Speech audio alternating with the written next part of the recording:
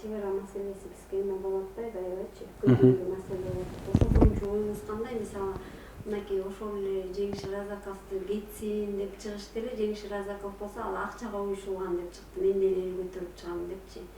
Деги эле чек араны ойлогон киши жок да, кандай дейсиз? Ошо чек ара боюнча кандай ойлойсуз? Мен өзүм баягы кандай десем, мен баягы өндүрүшчү болуп көргөндөн кийин баягы өз көзүм менен көрүп, кол менен кармабайынча баягы мындай болбойм да, мындай ыраазы болом да. Ошон үчүн ошо жана сиз айтып аткан Акташ, Көксай деген айылга барып, чек арага барып, мен чек арага барып өзүм ошо жерде көргөм, ошо маселеничи.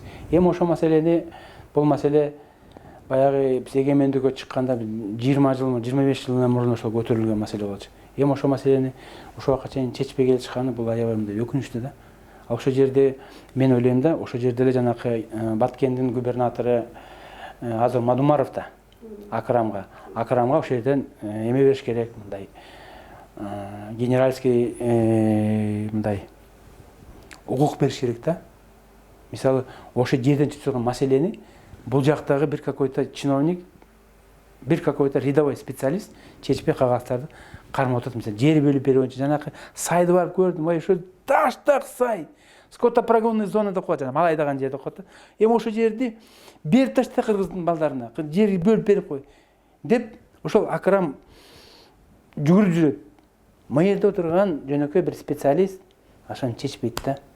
Ал айтат, министр чечет, министр айтат, премьер-министр деп, ошентип жанакы жерде ошо жерди ошол губернатор, ошол аким, айыл өкмөт ошо айылдагы балдарга бөлүп берип койсо, эле ар жакта турган тажиктерге баса албайт да. Мына ошентип жылы берет эле да. Канча деген жаштарыбыз, мисалы, особенно Баткендеги жери жок, үй жоктугунан сыртка көчүп кетет, же түштүк бул эмеге, түндүккө көчүп келип атышат. Бер ошо жерди, ошого укук бер, мындай кандай десем, особый статус при жанакы орусча айтканда при приграничных районах дегенде, аны ошон үчүн ошол губернаторго, ошол акимге, ошол айыл өкмөткө особый статус бергиле да. Чечсин на место. Мындай кандай десем, мындай оперативно чечиш керек да.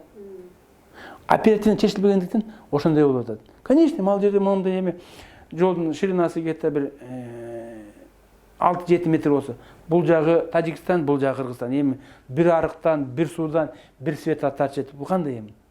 Аны бири-бирин мылтык менен атышып атышат.